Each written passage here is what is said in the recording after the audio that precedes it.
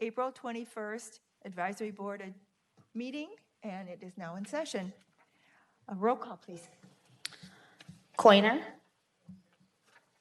Here. Okay. Greenlee. She is Online. Is she? I don't Here. I couldn't tell who's online. Who? Greenlee. Greenlee here. Okay. Hugh? Or who? Who? Okay, sorry. Thank you. All right. Here. Kefauver. I believe. Here. Oh, she's online? Okay. Meyer? No. Absent? Okay. Peterson? Here. Powell? Here. Schertz? Here. Spratt here. Walker? Absent. And Whitmire? Here. Great. We have a quorum, Madam Chair. Thank you. The first item on our agenda is approval of the March minutes. They're in your packet. Let's take just a minute to review, and I will entertain a motion to approve. Before you, Madam Chair, Yes. there was a couple of questions that I had. There was a word project that it was misspelled, and I can't find my because I'm looking at on my computer. I can't get to my email that shows me, and there was a double of something that was said twice. I don't know if the staff caught that or not in the minutes. Oh. Usually, those are noted, and let's make sure that they do get corrected. So, do we have those locations, Jessica? She's noted those. Is that? Thank you for those comments and other comments that we need to note in regard to approval of the minutes.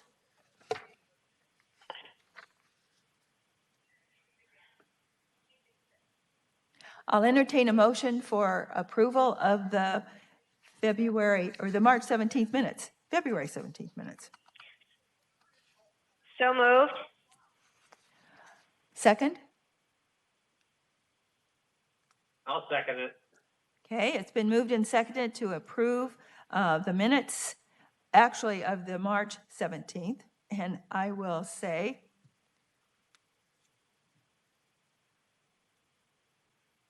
aye, signifying by aye as approved. Aye. Aye. Aye. Aye. Okay. Opposition? Hearing none, we'll note that those are approved.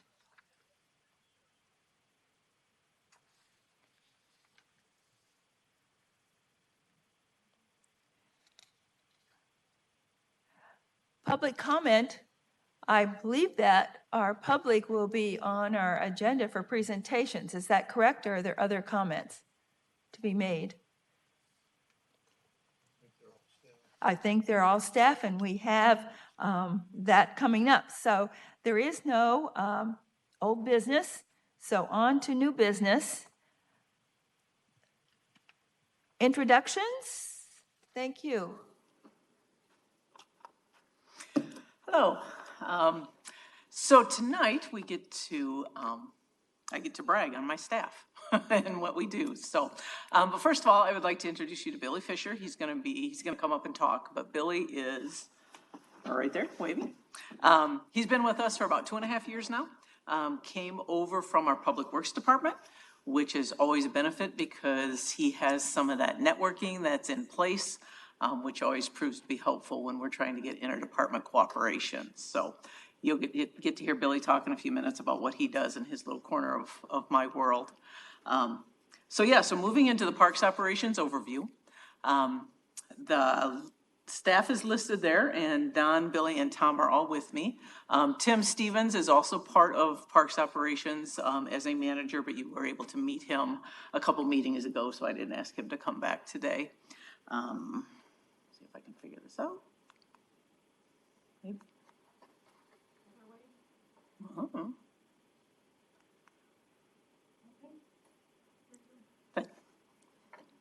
Are you Are you gonna do it for me, Jess? Thank you. And I believe Jessica gave you a copy of these, since this is very small print. The important thing to note on our organization chart is that the names that you see in either blue, which is myself, green, which is Chad, and then red are full-time employees. Everyone else on there, so yellow are our year-round part-time employees, so they can work a maximum of 29 hours a week, 1560 in a reporting period. And then all of the rose-colored boxes are all seasonal staff. So we are very heavy seasonal laborers, and we always will be. My dream is to have more red boxes than the yellow boxes up there. But we will always have that rose colored, just we're Iowa, you know, we're gonna always need to hire mowers and, you know, things like that, so. But someday, you know, if I can be back here to present, hopefully that will change a little bit, but not right now. So your next sheet that you have the copy of is the responsibilities and the overview. Just kind of a real broad brush statement of what each of us cover. So myself, you know, accreditation, budget, CIPs, hiring. I am the contact person for our little leagues that we have letters of agreement with. I do oversee Tim and his staff, as well as when we have youth corps in the summer. They work with, I kind of help do their paperwork, that sort of thing. Don is my maintenance manager. We are trying to figure out a good way to get Don's brain on paper, because someday Don is going to retire, as we all are, but we need to get a lot of that knowledge on paper, and that's actually one of my workplace goals for this year, to work on that. So succession planning, you know, that we're successful, that, you know, Don has worked too hard, my staff has worked too hard for it to fail based on just one person leaving. So we're working real hard on getting that, you know, in place. Billy is our grounds manager. He oversees all maintenance. He can tell you a little bit about his background when he comes up to talk, but, and then he also helps oversee our special events. And then Tom is our safety and training officer. Tom is a part-time employee, but unless I tell you that, if you have met him and saw his work, you would never know that. I get more out of Tom in 30 hours than I get out of some people in 40. So very valuable member of our team. And he'll tell you kind of where we started when he came on as an intern to where we are today. And a lot of that is due to Tom's leadership in that area. So very specifically, you will see, I kind of broke it down. We teased Don a little bit that he only has 3 red marks, but that does not mean he does less than the rest of us. Okay, so, you know, but yeah, so those are some specifics, and I think that is something that Jessica gave you to refer back to, you know, later or as needed. So with that, I'm going to let each of these guys talk a little bit. I think what we're going to do is try to hold questions until the end. If something's really burning, feel free to jump in, but we will have an opportunity for questions at the end. Okay. I'm not a big paper guy, so I'll be going off. I'm Don Allen, Parks Operations Manager. Been with the city just about 23 years. I started in facility maintenance and public works. Came over to Parks in 2010. I've been doing maintenance here, do the math, 23 years. I also been doing pretty much maintenance my entire life I worked at a grocery store and I did all the maintenance there too. So that's my little nutshell there. Some of the projects we started on, as you can see, is removal of dose pool. Removal of dose pool we did on spring break. Full-size swimming pool is all aluminum. We actually got it torn out. 3 or 4 of us were pretty much there all the time, every day. We had a big excavator ripping the pool apart, and then another small excavator and a skid loader loading it, taking it down to the recycle. We also, when we dropped it off the recycle, we picked up dirt and hauled it back and filled it up as much as we could in a week. So we're letting it settle right now, and then we'll pack it and then move on from there. Am I supposed to do this? Or are you doing it? Jessica's doing it for you. Okay. Maintenance and water. Any ideas how many water items I have in the parks? 84, including 6 year-round buildings. Most of the water is taken out every fall and put back in the spring. It's like 45 to 48 water meters. Water company's working real well with us this year. They wanted to try something new. So we set the backflows, they come in a couple days later, put the water meters in. Then I'll have to have another company come back in and test the backflows and everything like that. Some of them don't need it because the drinking fountain doesn't need, by code, a backflow. We've got the aquatic centers. We got 2 of them. Now, we had 3, Dose is gone. Any wet pool, Dose pool. Next week I'll be setting the meters in there and then start the process of getting it clean, getting up and running. Shows Dillon Fountain, that's one of our takedowns every year.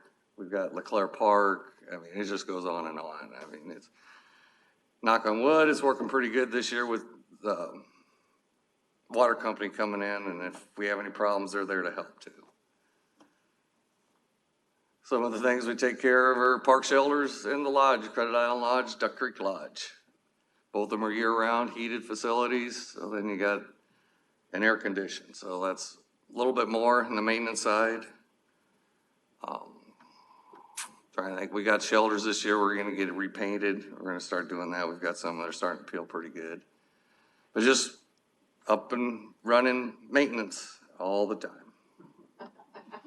So those 3 boxes I have, yeah, that's, you know, we broke it They're down. big boxes. I'd have about 60 boxes. So. They're big boxes. They're big boxes. All right, that's all. Thank you. Hello, my name's Billy Fisher. I'm the other park operations manager, and I'm in charge of the grounds. Just a little bit about myself. I spent 10 years with the city before I moved to parks. 1 year was with the building department. 9 years was with the natural resources department as the conservationist. As the conservationist, I was responsible for stormwater issues, stormwater capture from our commercial and residential development. I did all the calculations for stormwater. I handled resident complaints or issues, concerns, I guess. So mainly anything to do with when it rains and water, wherever the water goes, that was me. An opportunity came to work with parks, and having worked briefly with parks, as parks and natural resources kind of mix sometimes, I kind of knew Betsy and Don, and so I took the challenge, and it's been 2.5 years, and it 2.5 years, I would say I took the challenge because I was talking to Chad the other day, and one of the 2 of us is bad luck. So since I've started, we've had a storm, basically a hurricane in the middle of the country that few had ever known the name of, a derecho. We've had a global pandemic. We've had a worker shortage. And I'm going to push it on Chad because he also had a 90-day flood where half of the city was underwater for 90 days. So that's kind of what we've been dealing with in parks.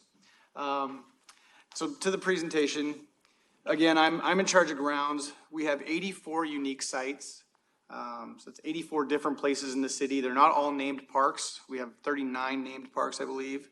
And any of those 84 sites all have grass, and that's what my guys are responsible for.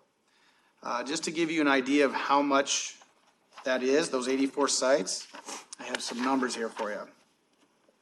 So in 1 year, we have basically a 30-week growing season in our parks and for the grass.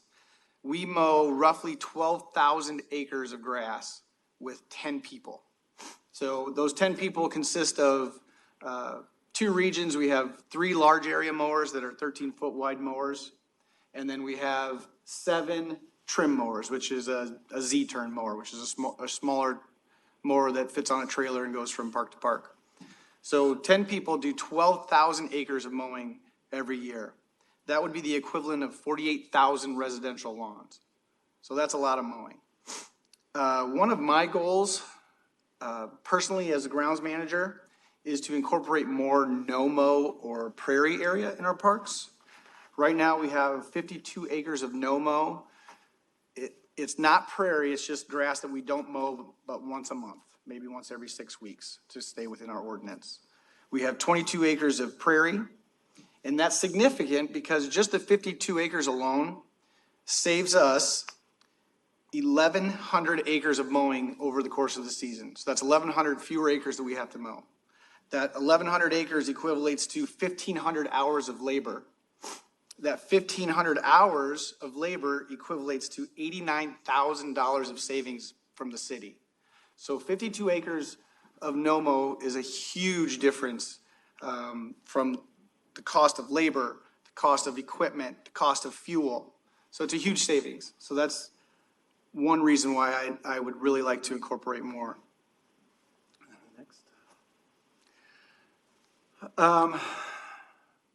We have a soccer complex, so that would be our specialty turf. Our soccer complex is 40 acres. It is 13 feet. We have 13 fields. So we have 13 soccer fields that we maintain weekly for our recreational facility. We have 27 baseball fields. Some of those are managed by the Little Leagues. Some of them are managed by us. But again, it's a weekly preparation for the grounds crew to get ready, get the lines painted, the infields drugged, that kind of thing, which is very difficult if it rains 3 times a week. And then we also have a rugby field down at Centennial Park. And the rugby field doubles as a flag football field, so it's got 2 sets of lines on it. So that's a lot for our field prep guys. And then the next item that I'm responsible for would be our custodians. On a typical summer, which it looks like this summer will be typical, we'll have 4 or 5 custodians to do the entire city. We have a custodian that runs out of the Riverfront and Marquette facility. We have 3 custodians that run out of 29th Street, and they split the other 3 districts evenly amongst the 3 of them. The custodians are responsible for going from park to park. They check the trash cans. As you can see on the slide, there's quite a few of them in a week. If we empty every trash can in every park, it's 2,500 trash cans that are emptied every week. Our policy is to hit every park at least once every other day. So that's a lot of trash cans. They're also responsible for the restroom cleaning, making sure that they're stocked with materials, making sure they're cleaned out, and that kind of thing. Next slide. And then with only 10 mowers, 4 custodians, and 1 field prep guy, and then Don's got a short crew also, we have to work together like all the time. So that's one thing that coming to parks that I've really appreciated. If it's, I've learned a lot from the 2.5 years I've been in parks. If it's the professionalism of Betsy, or the perseverance and consistency of Tom, or the endless knowledge of operations that Don provides, it's always something new to me for these first 2.5 years. Everything's been one after another new thing that I've been learning. But one thing that I really appreciate is that all of us work together really well. Special events are a good example of how we work well together. We have numerous special events throughout the city along the summer. Don's guys, my guys, Betsy, the recreation staff, and myself all have to work together to make sure that the lawn's taken care of, make sure that the electric and the water's taken care of for these special events, making sure that they have everything that they need as far as the spider boxes, which are the electrical boxes that the vendors plug into. Basically, you name it, and we provide it for them. You can see a picture over here on the bottom right. There's the mobile stage, which it takes 4 people to set up. So teamwork is a huge, huge, huge part of our parks. And with that, I will turn it over to Tom Franks. Safety.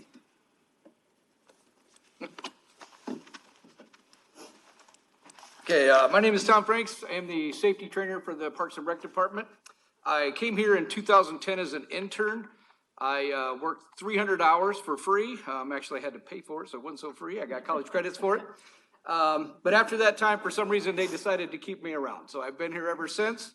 As a safety trainer, my responsibility is to make sure all the employees go home the way they came in, injury-free. That is my number one responsibility to me. Every employee that comes in, new hires, seasonals, every year we go through a 7-hour training class that covers everything from mowers to equipment training, AED, poisonous plants, you name it, it's out there. If we've encountered it out in the parks, we're training them on it as they come in. I also investigate all accidents and injuries. This helps me identify hazardous conditions, work procedures, or training gaps that we may have.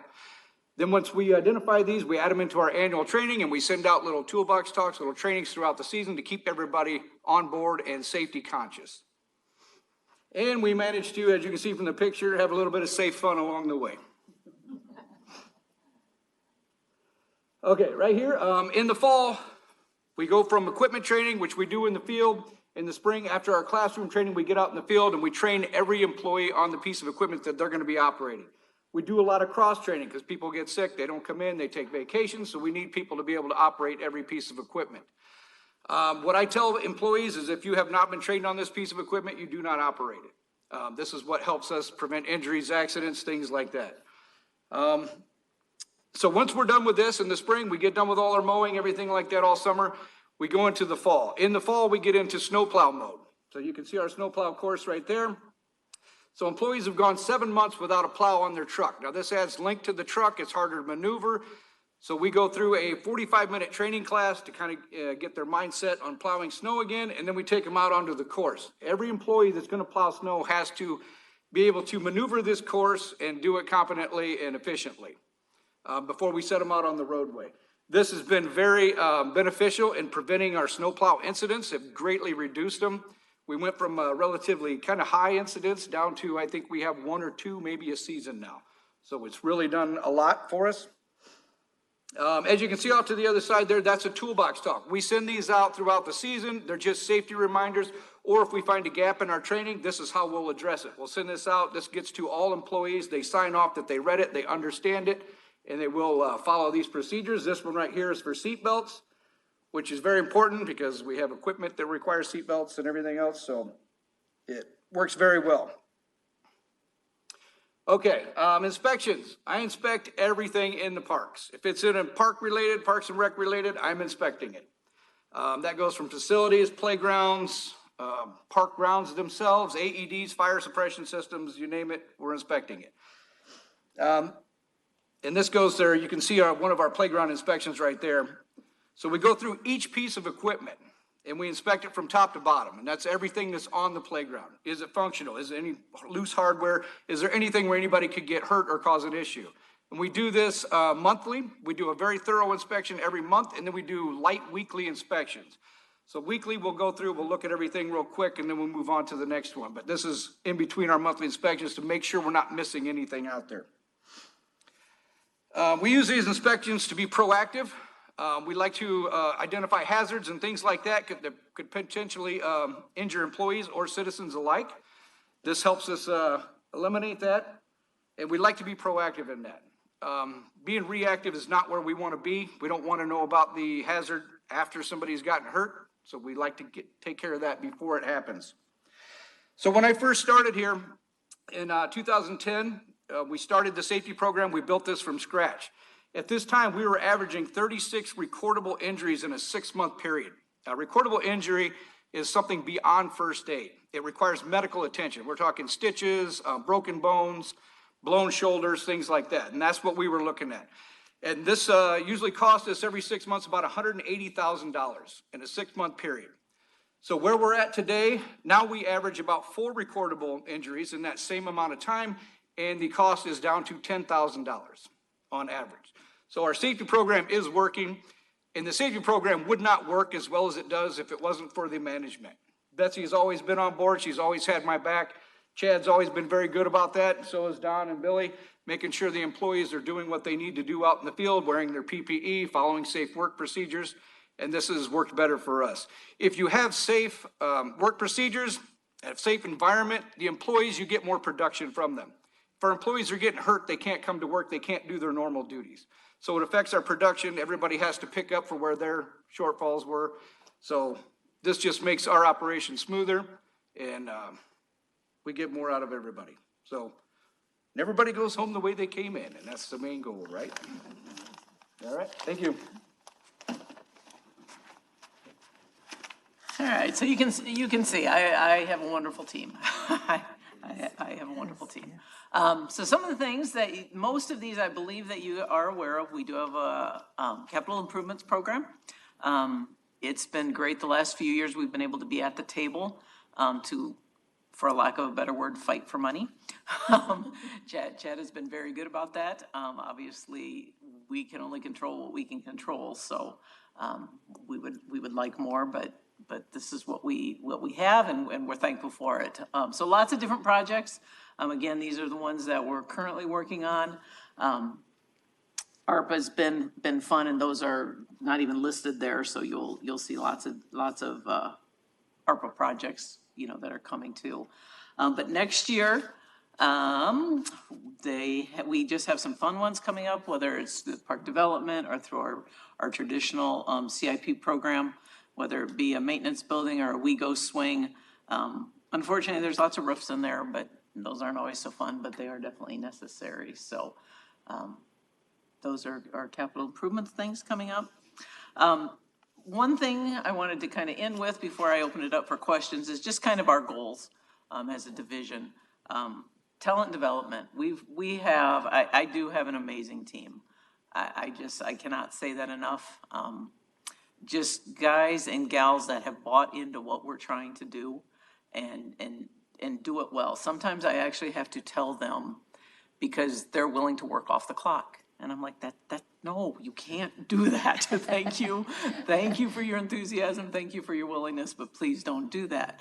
But we want to develop, those individuals that come to us at a younger age, that if they, to find out what their goals are, if they want to be full-time employees, if they want to do, if they want to learn how to operate equipment, or if they want to do that. So we want to develop our people that we have. Staffing is a huge issue. You guys have heard that for the last probably 14 months. That hasn't changed. And then with that, as I said, with the talent development, I want to talk to my staff and say, what's your where do you see yourself in 5 years? And I tell them all the time, it's okay if you just want to see yourself mowing, because I need mowers. That's okay. Chasing that next promotion or whatever, it's not for everybody, and that's okay. Now, I need leaders, as well, but, so I want to make sure that they're heard, and that we do what we can to help them get where they want to be. As I mentioned earlier, succession planning is something that Chad has really challenged me to work on this year.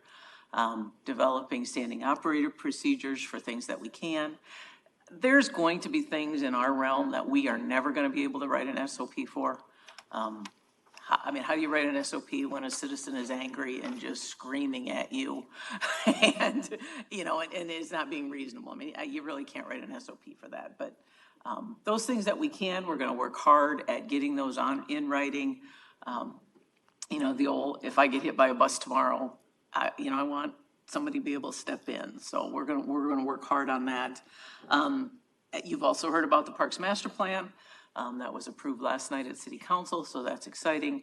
And you guys have also put your stamp of approval on it, so it's great to have a roadmap for us to work off of. And then the last thing there is increased use of Cartograph. Cartograph is a program that Public Works has put in place probably 7-ish or more years ago. And it's a tracking mechanism. So it's a mechanism that front desk staff or clerical staff that gets calls can put work orders in, for lack of a better word. Our staff can view those. You will see on the screen, we just took one park, this was last year, and it calculates out based on employee wage, and there's an equipment cost. So last year, it cost us $10,316 to maintain Jungie Park. We're going to be able to do that for all of our locations. One thing Billy brought over to us from Public Works is a really in-depth knowledge of that. Donna and I had a very peripheral knowledge. You know, but Billy really brought in some in-depth knowledge. So we're gonna work hard at getting that more input, more data inputted, so that when a council member says to Chad, I want to add a 5-acre park here, Chad can say, okay, that's great, but it's going to cost us X number of dollars. And can you give me that money? As opposed to how we've been operating for the past 30 years, where council says, we're going to give you a 5-acre park, and we go, okay, thank you, and we figure out how to make it work. So I'm excited about this as well, you know, something to set us up, you know, for future growth. So with that was a pretty quick overview. We will absolutely entertain questions. The remote participants, would you have questions to ask of Betsy or the team that is present with her? I have a question. This is Jerry. We have two. Jerry is, and then is that Krista? Yeah. Okay, Jerry and then Krista. Does that work out? Great. Jerry, go. I think your overall view of everything that you've done so far has just been excellent in the last 2 or 3 years that I've been involved in this. I've seen great improvement through the park systems and the golf courses. And so I want to commend all of you guys for the work that you've done. And this kind of puts the icing right on top of the cake here, what I've heard today. This is really good. I'm glad to see the people that are not only the things that you're doing and the organization that you're doing it, and I can even feel the get up and get out and get it done today. And so I'm really impressed with it. But I haven't. One thing that I want to ask a question about is the golf courses, and I know Matt Willem is one of the guys out at the golf courses, and I didn't hear too much about the golf courses today. So can somebody speak to that?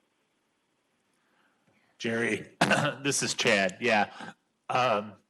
Troy is here, and later in staff reports he can address golf, but this agenda item was specifically for park operations and Betsy's team. So we can talk golf later in the agenda.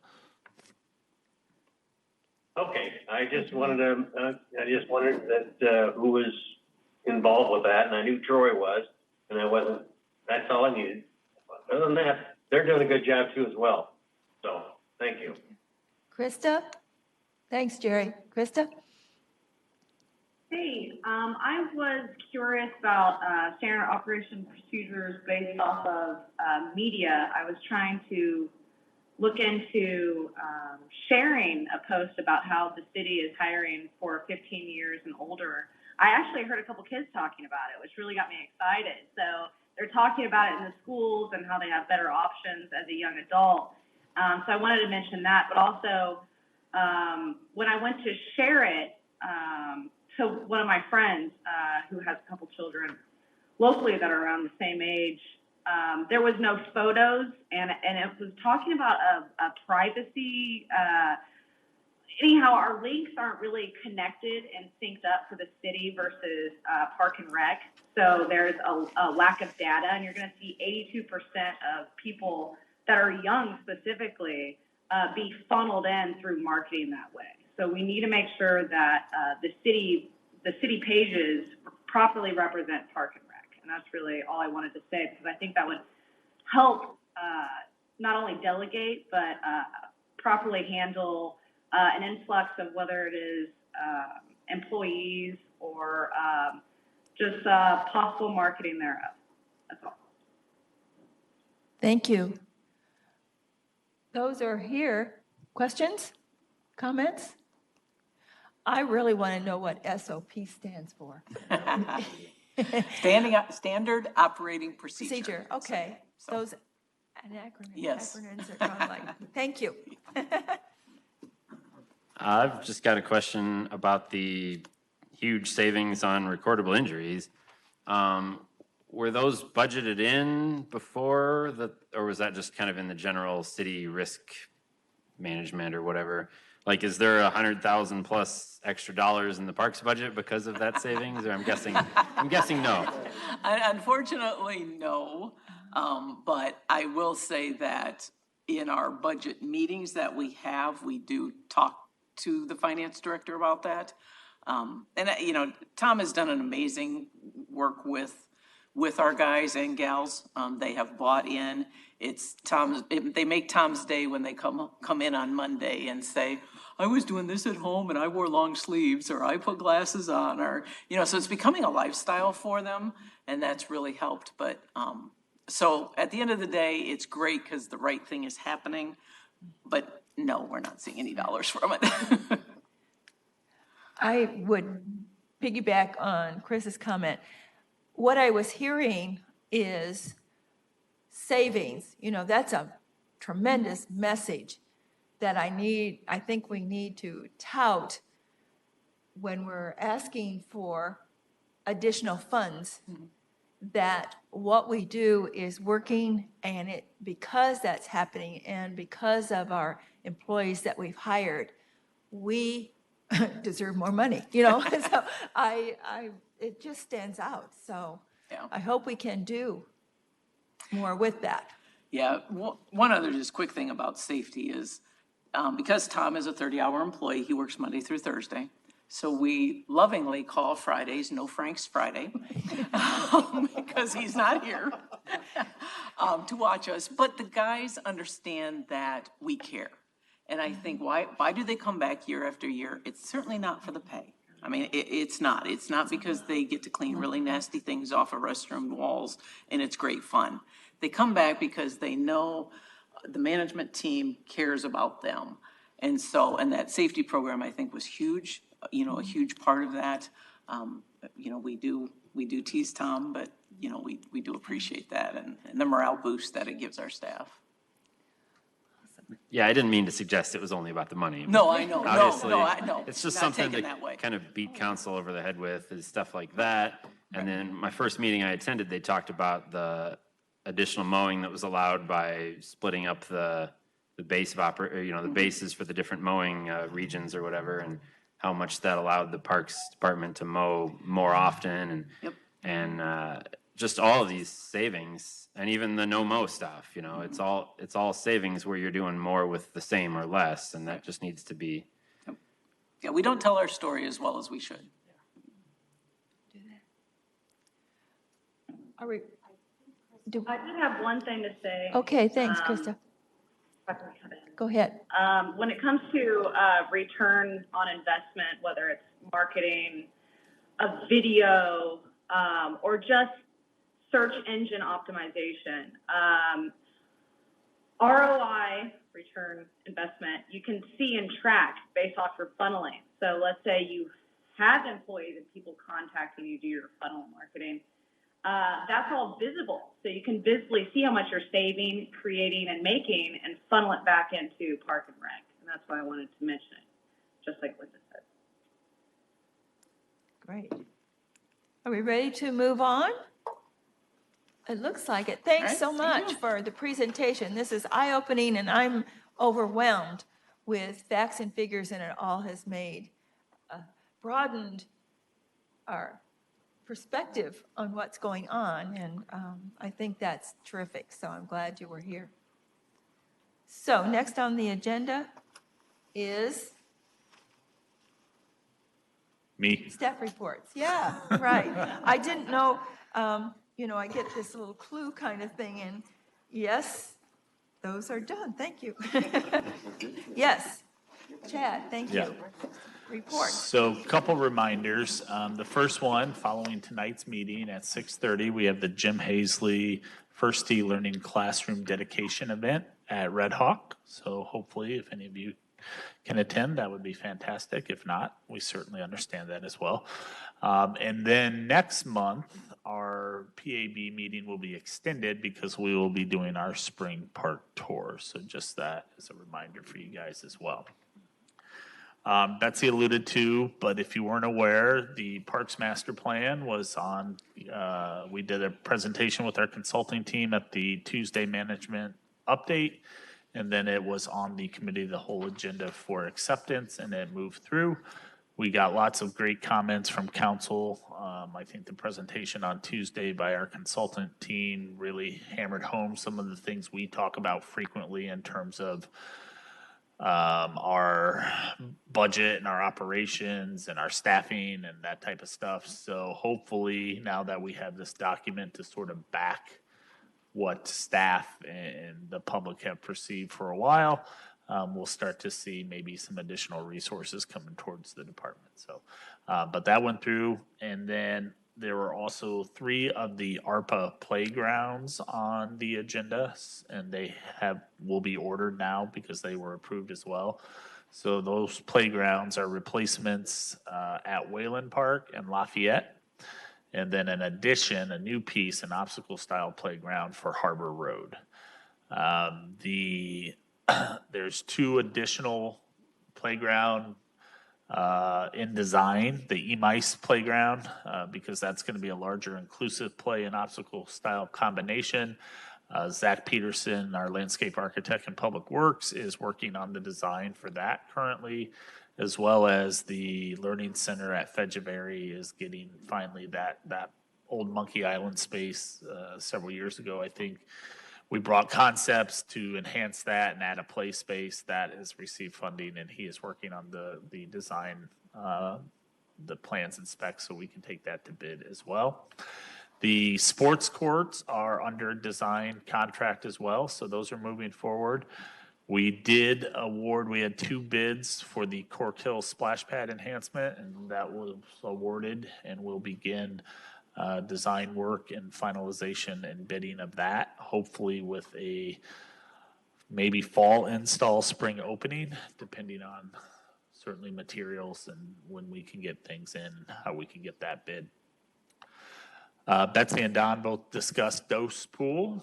We have removed the old pool, and we have the A&E request for qualifications out right now, and we'll be hiring a design firm to come in and do the design on the splash pad feature that will replace the pool for Dose.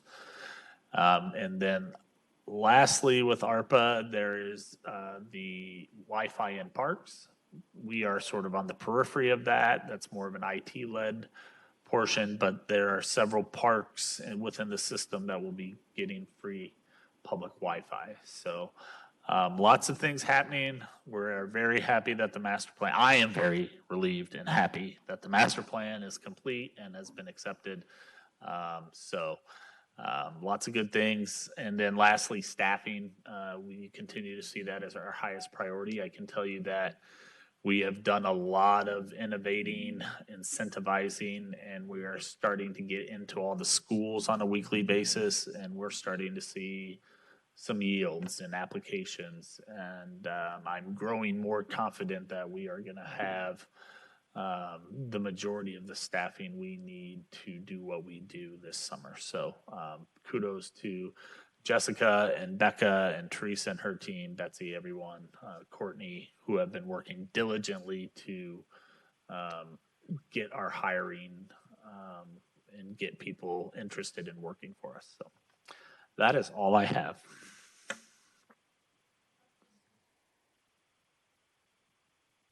Questions for Chad? Anything? Great job, Chad. Comment? Thanks, Yes. Jerry. Yeah. Awesome.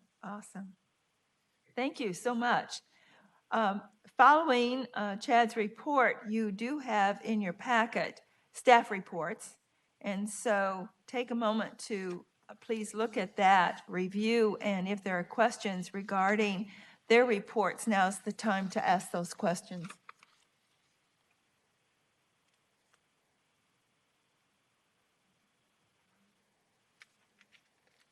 Anything? I always seem to have questions. I'm hearing things. One of the items, I guess, is in noting events coming up, which I just say, keep it coming. Either I haven't been in the right place because I am not a Facebook person, et cetera, those technology things are not part of where I check for park events. But there were a lot, and that's good, a lot of February Learning Center activities listed. And that's awesome. And I'm wondering, have they always been, or how many of those are new events that we can nurture over time? There's the Father's Day Fiesta. There is the Family Fun Days have been, I think, something in the past. The Movies in the Park at February is new. And so I see Teresa coming forward. But please tell me, am I wrong that these are new things, or what's up? Well, one of them is a mistake. The Father's Day Fiesta is actually an aquatic initiative where we let fathers swim for free. So that was just a location mistake. The rest of them, we've had movies, and we're trying something a little bit new. We have a new movie system. And so with the fact that movies tend to be families is what our intent is. We're trying it in the spring and towards a little bit later in the summer so that the sun sets sooner, so that we can have it at a better time for families. So that is new, technically the location, like you're saying, and we did it as a vote. So we voted and we ran a Facebook initiative and people voted on the movie, so that's onward. The extravaganza, though, like the Earth Day cleanup this weekend, that is something we've been doing. We just named it a little different, and we're really trying to push out for volunteers to be there to help clean it up. And hopefully it looks like it's going to be a great day for that, so hopefully it'll get a lot done. And the Kids to Parks Day we've been doing we would do a family fun day anyway, but we're just calling it both things because it is a national day to recognize the parks. Is there another one that I'm forgetting? But we do a lot of events, and I do like that Becca's been just collectively them in one place for you guys, so you can quickly reference them and let people know, because it is nice to have that in that way. Great. I agree. Yeah. So Anything else? thank you for that. And yes, it's great to have a new connection, a new wording that will get other attention. So for me, it was like, whoa, so maybe I'm not with it, but it's good. I'll be there. There's an acronym again. What's CPO? Under pool maintenance. It says Certified Pool Operator. Okay. It's a certification that some of our aquatics people carry to do the chemicals primarily. Great. Anything else?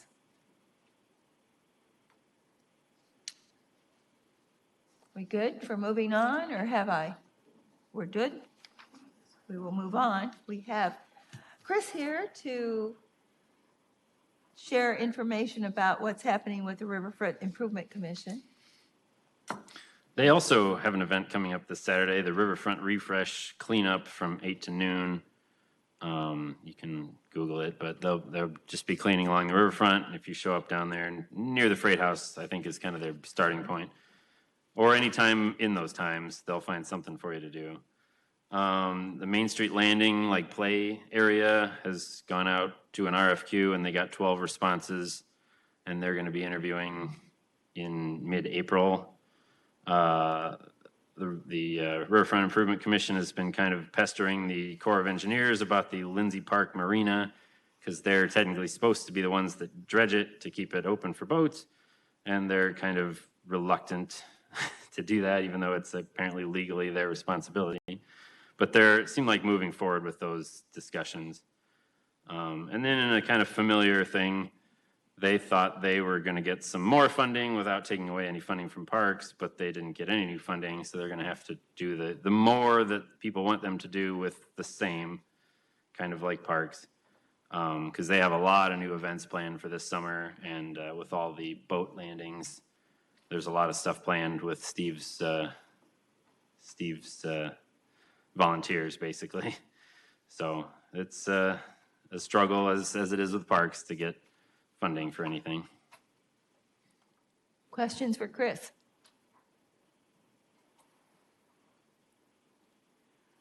We have moved on to advisory time, and there is some time for that. And Jerry, question, or do you want to proceed with the question? See this Saturday, over at the Learning Center for cleanup over there. Was that mentioned today? Yeah, it was after the events that were going on that day, which is the Family Fun Earth Day. Oh, okay. Yeah, it's in connection with that. And the Memorial Park is going to get started this spring too as well, I understand. Yes, phase 2 construction, I believe Langman is set to start May 2nd. And then I sent out a notice, we will be having a groundbreaking ceremony on May 5th. That's the day that works for the Friends of Veterans Memorial Park and the mayor, even though it's a couple days after when Langman will have started. But we will get some golden shovels like we did with the Miracle Field, and we'll do some pictures and dig in some dirt and get phase 2 kicked off. That'd be great, and I get that all cleaned up back in there, all the way out to Credit Island. To start. It's good. Other questions or topics with advisory time? Only thing I have to say is, you guys, I mean, with the presentations I read today and the everything that you're doing and the organization is just, like I said before, it's amazing, and I really appreciate what you guys are doing. But now we see the inside of what we didn't get to see in the past. We just all go out and walk through the parks and do all that, but we don't ever see or hear of what's going on underneath. And especially when there's things going on in that particular park or that procedure, and it's just, I'm sorry I can't talk very well. I'm kind of under medication, I think. So anyway, I appreciate what all you guys are doing. I think they opened our eyes on exactly what all we do here at Park Systems. Thanks, Jerry. Thank you. Other comments? Yeah, question. Just about next month's meeting, the extended, or does it start off like a normal meeting here at 4:30 and then we do a tour, or? Right. Haven't been here last year when they did this. So. Yeah, so we'll come in, you'll take your seat, we'll just call to order, and then we'll go on the tour. I think you'll probably have to approve minutes real briefly, and then the Then tour. we'll get on the school bus. Yeah. We get on a school bus. Get and ready with your song, Wheels on the Bus. Go round we and will round. send out an advanced program Jess is working on, right? The locations and what we'll be touring. It'll be primarily West End and Riverfront, since we have a lot of ARPA and other CIP investments and initiatives and trail stuff going on. So those will be the primary locations we tour. I have something for clarification, which I want to make sure that the minutes reflect. The motion to approve the minutes, I mentioned February and then I mentioned March. And the minute says February, but it really is March. I compared. So is everybody clear that when we approved, we really were approving last month's agenda, even though it was, right? I'm hearing nods, so I can sleep now, right? Hearing no other comments under advisory time, we can certainly move to adjourn. Do I hear motion to do so? Okay, sure. Too many buttons here. I went back to my notes and I'm trying to see if I found some additional detail on the summer kids passes, Teresa. Were there ones that were being distributed at no cost? I can't recall. There's beautification funds that we did get, we had. Sorry. I'm so loud, I figured it would just, We did get beautification funds, and yes, we did distribute it. We actually did fill, it's really only 40 passes, so we had used all that. But, the council was still getting demands or asks from some of the community groups and stuff. So we actually just got an email today from, Tiffany, their, administrative assistant. And she did say that they're re-asking again to give us another pot of money. Another pot, So, okay. yeah. What we usually do when we do run out, is also do tell them that we do put, passes at all the libraries for like, you know, if you can go check out for a week and do some of the stuff too as a family as well. Understood. I forgot about that part, but the reason I kind of was curious to see how many of those passes were left lingering, I was kind of thinking, with like all the things coming up in the parks and different fun things. I know with the preteens, a lot of them, getting mom or dad to fill out the paper, everybody's busy, and I get that. Doing I don't know, like a selfie scavenger hunt in the park, and it would be time stamped and they submit it, and if they hit, even if it's one park, then you know they're actually going to the park and they must really want that pass to take the time, you know, to do these selfies in front of the big tree with the red X or locate this or that, even along the trails or those are huge. The TikTok thing is huge, and I was just trying to think on ways that could also draw people, even the family night, you know, you might. Right, we actually did talk about, had some discussion on having that be one of the prizes that you draw Yeah. at, like, the parties in the park. And we still, I think, do that. But that's a good idea. And really, to be honest, the original passes were created for that age group specifically. So that this is a pass, but we're still thinking like $50 for the whole summer if you're a parent is not a lot to invest in order to give them the opportunity to go down to the pool even just for the summer. Right. So we're hoping that we also, because those agencies all do discount themselves as well. Absolutely. And so we do appreciate that buy-in. That said, we do realize that there is some people that just can't afford it. So that is why we do offer some of the scholarship as well as the library as a suggestion. Okay. That's Anything my else? only question. Ta-da. Great. I'll move to, thank you for getting that in, move to adjourn. Do I hear yes? I'll move to adjourn. Okay. Second? I'll second. Okay. Those approving the motion in second indicate yes? Yes. Yes. Yes. Would there be a no? Yes, let's go and enjoy the dedication. Hope to see many of you, and, you know, spring is springing. It's looking good to see green, and so let's get out there and enjoy good weather, finally. Thank you.